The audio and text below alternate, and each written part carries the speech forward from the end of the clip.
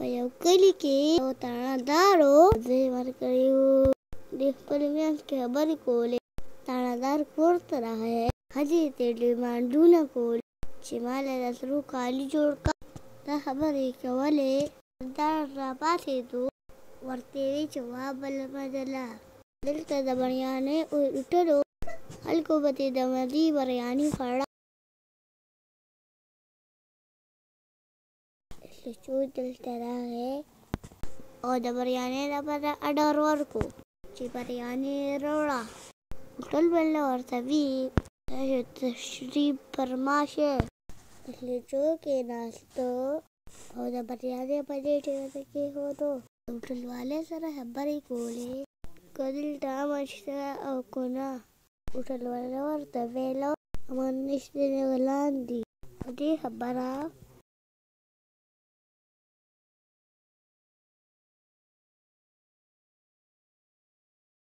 بل خوا تاڼې ته یو کس راغی او تاڼهدار ته یې وویل چې لچو راغلی دی او اوس به تاڼې ته راشي. دا خبرې یې کولې چې په دې کې لچو راغی. تاڼهدار ته یې وویل په 5 ورځو کې د غلان ونیسه، پرېنه به دې وباسم. او لچو ته لاړو. په دې خبره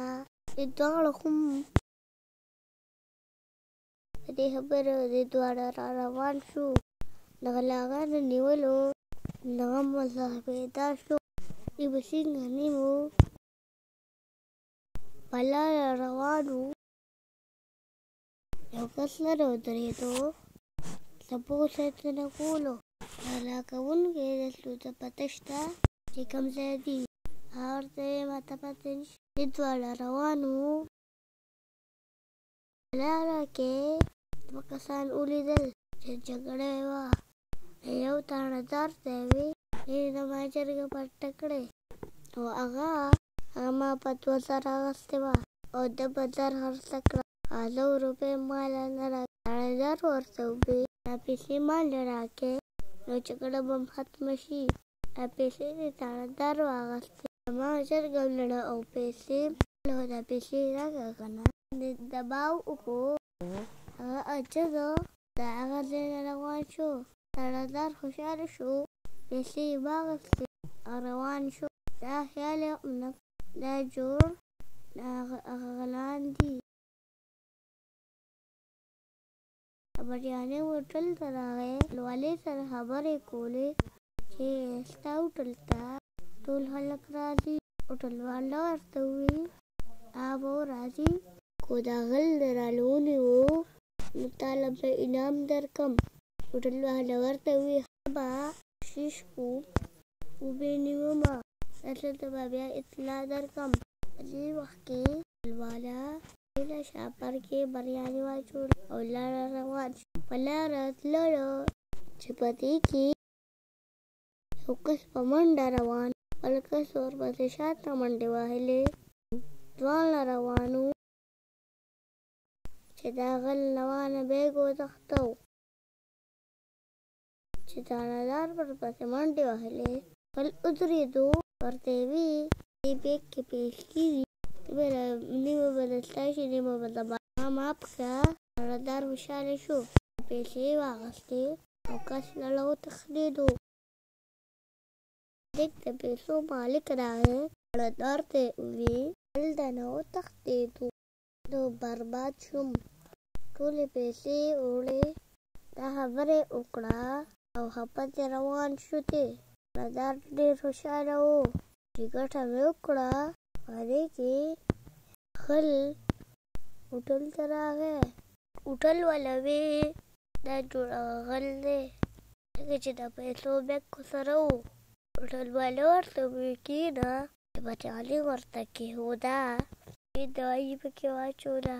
بېهوشه شو. هوټل والا منډه تاڼې ته راغی. لچو تاڼهدار خبرې کولې. دی راورسېدو او ورته ویې چې زر راځئ غل مې نیولی دی. ټول روان شو. په منډه منډه تللو چې دی راله غلا بيوشو الجو ډېر خوشحال شو.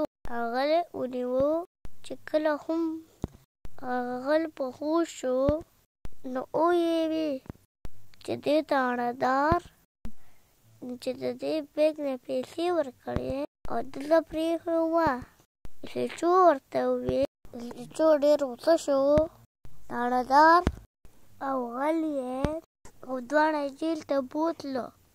په جیل کې یې بند کړو او ډېر غوسه و. ډېرې خبرې وکړې. وویې چې نوکري دې لړه اوس خوشبه ناست دی.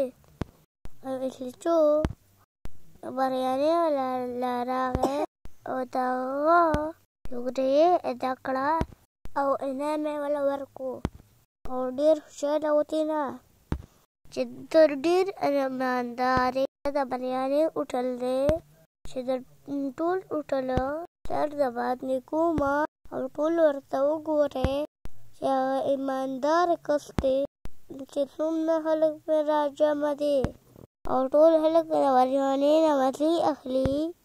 موږ ته پکار دی چې هر کار په ایماندارۍ وکړو. که ستاسو ویډیو خوښه شوې وي زموږ دا چینل سبسکرایب کړئ. Thanks for watching. الله حافظ.